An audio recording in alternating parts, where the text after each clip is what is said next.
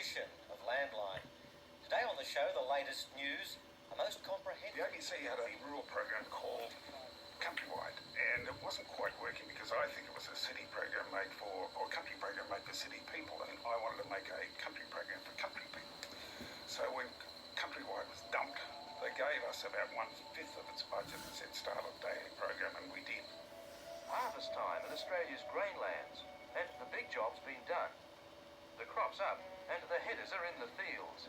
But it was the content. We didn't have the content, and that was the real struggle. And that's why I lobbied Sydney. I said, listen, we've got to do something about this. Either this closes down or you make us into a weekly program. Good afternoon. I'm Catherine Phillips, and welcome to the first Sunday Landline. I was the first presenter of Landline when it became an hour-long program on a Sunday. And I'd had a chance meeting with Kerry Lonergan in a coffee shop when he told me he was looking for a host, and he was having a lot of trouble because no one knew the difference between a heifer and a hereford, and it gave me the idea to apply. And in my audition tape I said that I knew the difference between a heifer and a hereford, which could be one and the same, but I also knew what a hogget was as well, and that got it over the line. Land clearing in the West has created an environmental disaster.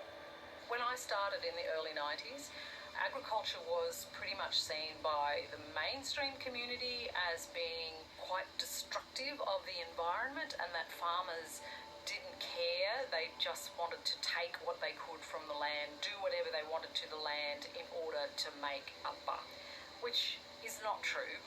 As a result, we did many stories on Landline which were about those early pioneers. Tree planting became John's weekend hobby. Then that hobby became an obsession.